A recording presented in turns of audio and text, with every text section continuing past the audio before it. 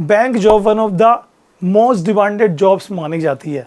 आप में से बहुत सारे बच्चों का सपना होगा कि हमें किसी प्राइवेट या गवर्नमेंट बैंक में जॉब मिल जाए, लेकिन हम लोग जानते नहीं हैं कि कौन कौन सी जॉब्स होती हैं जो बैंक में मिल सकती है। कुछ ऐसी जॉब्स भी है जो आप सिर्फ 12 पास आउट करने के बाद ही ले सकते हो। जी हाँ, वो भी नो कंपटीशन वाली जॉब्स है। और कुछ जॉब्स आफ्टर ग्रेजुएशन आप ले सकते हो।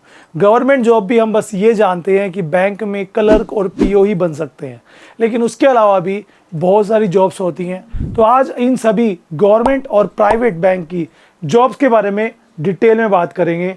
अगर आपका भी सपना है कि मुझे बैंक में जॉब चाहिए, सो आई विश कि आप इस वीडियो को लास्ट तक जरूर देखेंगे, ठीक है ना। वीडियो को बिल्कुल भी स्किप मत करना, because I gonna tell you what about the bank jobs. जो भी डिटेल्स हैं वो मैं आपको प्रोवाइड कराऊंगा। ऐसी मोर वीडियोस के लिए सब्सक्राइब कर लीजिए अकाउंटिंग गुरुजी को, ताकि आपको हेल्प कर सके इन फ्यूचर्स करियर ऑप्शंस के लिए।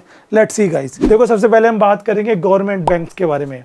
आप सब बस ये जानते हैं बैंक में जो IBPS है, Indian banking personal selection board, वही बेंगलोर से ऑफिस है उनका, वही एग्ज़ाम कराते हैं और वही बैंक में जॉब देते हैं। लेकिन नहीं, हमारे देश का सबसे बड़ा बैंक RBI जो अपने एग्ज़ाम्स खुद कंडक्ट करता है। उसके बाद आता है SBI, state bank of India, वो अपने एग्ज़ाम्स खुद कंडक्ट करते हैं, रिक्रूट खुद करते हैं, ट्रेनिंग खुद करते हैं। उसके बाद आते हैं अदर बैंक्स जो कि नेशनलाइज बैंक है, जैसे कि PNB bank, oriental bank of commerce, Canara bank, ठीक है, Indian overseas bank, Indian bank. ये सभी बैंक्स अब बहुत सारे मर्ज हो चुके हैं, तो लिमिटेड बैंक ही रह चुके हैं, पहले 19 थे। अब ये बैंक्स अपने एग्ज़ाम्स खुद नहीं कराते, इनके एग्ज़ाम्स कराता है IBPS। लेकिन उसके अलावा भी कुछ और बैंक्स हमारे इंडिया में है जो गवर्नमेंट ऑफ इंडिया के या RBI के कंट्रोल में है, वहाँ पर भी वैकेंसीज़ आती हैं। बल्कि रिसेंटली 2 वैकेंसीज़ आई हैं, मैंने उसके बारे में भी आपको वीडियो बनाकर बताया था। तो सबसे पहले बात करेंगे कौन कौन सी हुई। सबसे पहले आता है बैंक क्लर्क एंड PO। ये मैं बात कर रहा हूँ IBPS की। IBPS का जो ये वैकेंसीज़ निकलती है, इसकी एलिजिबिलिटी होती है सिर्फ और सिर्फ ग्रेजुएशन। आप किसी भी स्ट्रीम से हो, फ़र्क नहीं पड़ता। कुछ बच्चों का ये डाउट रहता है कि क्या सर मैथ्स ज़रूरी होता है? नहीं, मैथ्स सिलेबस में होना ज़रूरी है, बट आपकी एकेडमिक में होना ज़रूरी नहीं है। जी हाँ, 2 पेपर होते हैं इसमें, यानी कि 2 एग्ज़ाम और 1 इंटरव्यू आपका, देन आपका यहाँ पर सिलेक्शन होता है। 25 से 30 हज़ार सैलरी की स्टार्टिंग है। याद रखिए, PO की salary as comparatively to clerk 3 से 4 हज़ार का डिफरेंस होता है। थोड़ा रिस्पॉन्सिबिलिटी बड़ी होती है। प्रोबेशनरी ऑफिसर होते हैं जो कंप्यूटर वर्क होता है, जैसे कि चेक पास करना, कोई फाइल पास करनी, अकाउंट्स किसी का ओपन हो रहा है तो वो सब चीज़ें। एंड क्लर्क में आ जाते हैं कैशियर्स आ जाते हैं, या और जो कि कस्टमर रिलेटेड वर्क करते हैं। सो ये वैकेंसीज़ IBPS की होती है, इसमें आप अप्लाई कर सकते हैं। हर साल वैकेंसीज़ आती है, जब भी आती है मैं वीडियो बनाकर आपको बताता हूँ, तो चैनल को सब्सक्राइब कर लेना, अपडेट आती रहे। इसकी तैयारी करने के लिए बेस्ट तरीका है कि आपका मैथ्स और इंग्लिश बढ़िया हो। अगर नहीं है तो भाई 2 बुक्स आती है इंग्लिश के लिए, अरिहंत पब्लिकेशन मैं सजेस्ट करता हूँ। दिशा की भी आती है, वो भी ले सकते हो। अड्डा 247 की भी ले सकते हो। मैथ्स के लिए जी अगर बात करें, RS अग्रवाल की आती है, वो आप बेस्ट बुक है, वो ले सकते हो आप। उसमें मतलब सभी एग्ज़ाम्स के बेसिक मैथ्स उसमें इन्वॉल्व होते हैं। सेकंड आता है SBI क्लर्क और PO, बैंक क्लर्क, और ये स्टेट बैंक खुद कंडक्ट करता है अपने एग्ज़ाम्स। हाँ, इन दोनों में कोई ख़ास फ़र्क नहीं है, सिलेबस में भी थोड़ा सा फ़र्क है, 2-4% का। थोड़ा सा अगर बात करें, हल्का सा ये हार्ड होता है, मतलब 2 से 4% ही, ज़्यादा नहीं, ठीक है ना, ये समझिए। सैलरी एज़ कम्पेरेटिवली थोड़ा सा डिफरेंस आता है, बट दोनों नियर बाय होते हैं। तो अगर आप IBPS की तैयारी कर रहे हो तो SBI का भी फॉर्म भरो जब भी आए, ठीक है। इनकी जो फीस रहती है रजिस्ट्रेशन की 800 से 1000 रुपये होती है, GST वगैरह लगा के, बाकी रिटर्नेबल नहीं है, आप एग्ज़ाम ज़रूर दीजिए।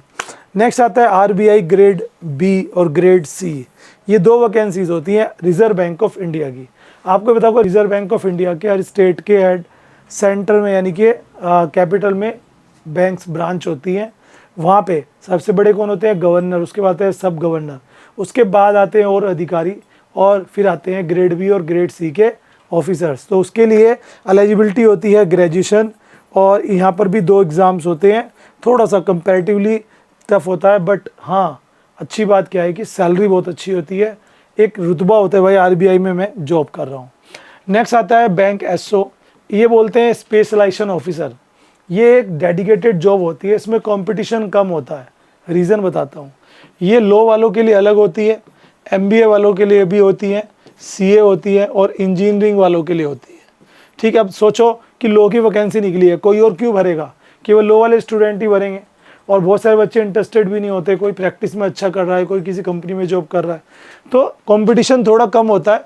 अगर आप में इनमें से कोई भी डिग्री आपके पास है तो आप जा सकते हो। एक और होती है इसमें एमए लैंग्वेज, जैसे कि हिंदी या कोई और, क्योंकि उसमें राजभाषा अधिकारी की जॉब होती है, वो भी ज़रूरत होती है। आरबीआई असिस्टेंट, आरबीआई की एक असिस्टेंट की जॉब होती है, वो भी सेम ग्रेजुएशन एलिजिबिलिटी के साथ ग्रेड बी की तरह ही, सी की तरह ही होती है।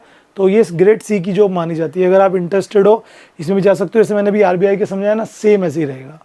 नाबार्ड बैंक, जी हाँ, ये एक तरह से एग्रीकल्चर बेस्ड बैंक होता है जो कि हेल्प करता है। जी हाँ, national agriculture bank of rural development, ये सब बेसिकली। तो ग्रामीण विकास, और इसमें ग्रेड ए ग्रेड बी की वैकेंसीज ग्रेजुएशन लेवल पर होती है।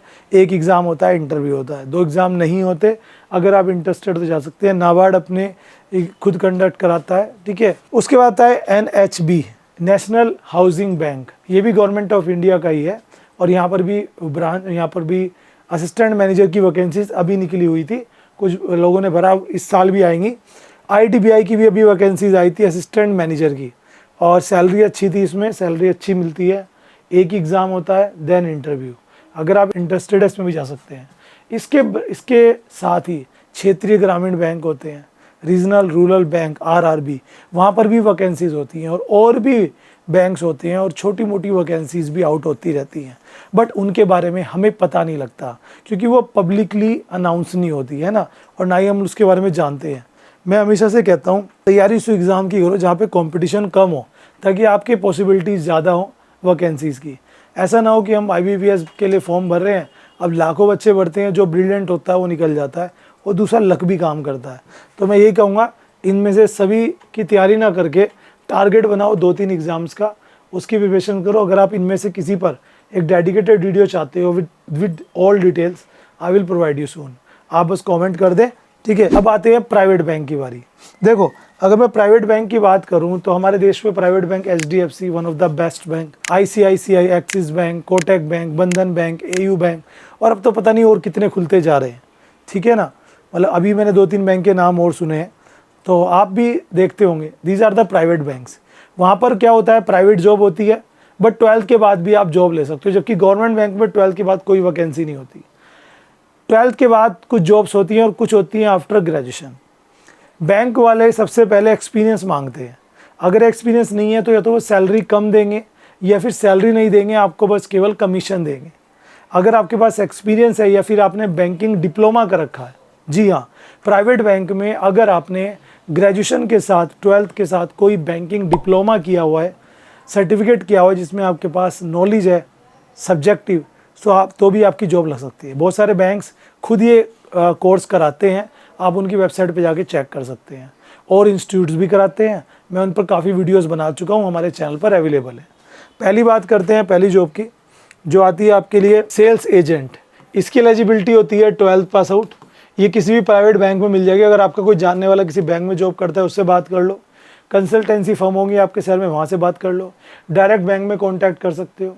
ठीक है, यहाँ पर बस क्या होता है, पहली स्टार्टिंग में हो सकता है आपको सैलरी ना मिले।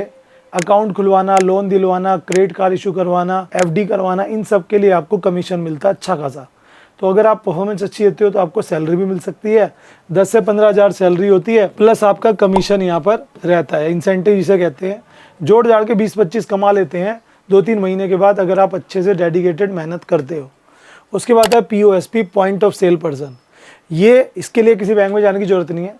आप किसी भी मतलब डालो POSP जॉब्स गूगल के अंदर, जैसे ही आप डालोगे POSP, आपके सामने काफ़ी सारे बैंक्स की डिटेल्स आ जाएंगी। मैं उन पर वीडियो बना चुका हूँ, कहोगे तो बना दूंगा। वहाँ पे क्या होता है, आपको डायरेक्ट अप्लाई करना है, बैंक आपको सारी सर्विसेज देगा कि भाई ये मेरी सर्विसेज ने सेल करो। आप बिना बैंक में गए, बिना कोई ड्रेस यूनिफॉर्म के, बिना कोई ID के, आप कहीं पर भी जो है लोगों को बैंक की सर्विसेज को बेच सकते हो, जिसके लिए आपको अच्छा खासा कमीशन मिलेगा। इसमें सैलरी नहीं होती, ओनली कमीशन होता है। नेक्स्ट आता है क्लर्क और PO। क्लर्क के लिए, PO के लिए वही, अगर आपने बैंकिंग डिप्लोमा किया हुआ है तो बैंक आपको पॉसिबिलिटीज़ है इंटरव्यू लेकर सेलेक्ट कर सकता है।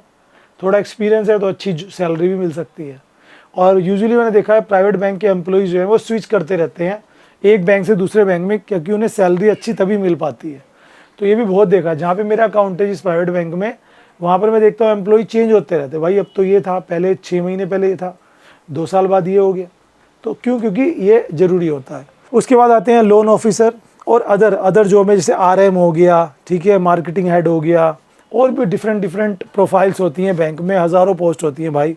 और सबके लिए वो क्या करते हैं, जो लोअर लेवल की जॉब्स होती हैं उनमें तो फ्रेशर्स को हायर करते हैं, और जैसी वो टारगेट अचीव करते रहते हैं उनको प्रमोशन मिलता रहता है। तो अपर लेवल के लिए वैकेंसीज नहीं होती। हाँ, असिस्टेंट मैनेजर और पोस्ट के लिए MBA वालों को सेलेक्ट करते हैं मार्केटिंग टीम के लिए। तो अगर कोई MBA है बैंकिंग से या फिनेंस से या इंश्योरेंस से, तो वो भी बैंक्स में डायरेक्ट जॉब ले सकते हैं। वो उसके लिए क्या तरीका होता है, हर बैंक की एक वेबसाइट होती है करियर के नाम से, जैसे HDFC bank career, ICICI bank career, वहाँ पर वैकेंसीज आउट होती हैं, आप वहाँ पे जाके एनरोल कर सकते हैं। सो ये थी पूरी जानकारी बैंक जॉब्स के रिगार्डिंग। अगर कुछ बात रह गई हो सो आप पूछ सकते हैं कमेंट में। बाकी मैंने कोशिश की है कि मैं आपको कंप्लीट इन्फॉर्मेशन प्रोवाइड करूँ इन ए सिंगल वीडियो। सो ऐसी मोर वीडियोस के लिए, इंटरेस्टिंग वीडियोस के लिए फॉलो कर ले अकाउंटिंग गुरुजी को। और अगर आप मुझे पर्सनली काउंसलिंग करवाना चाहते हैं कि सर मैं थोड़ा परेशान हूँ, किसी कारण से आपको कोई इशू आ रहा है, मान लीजिए कि आप फिनेंशियली स्ट्रगल कर रहे हो या किसी टॉपिक से स्ट्रगल कर रहे हो, जॉब नहीं मिल पा रही है, कोई कोर्स लेके क्या करेगा असमंजस में हो, so you can follow me on Instagram, you can DM there. Thank you so much.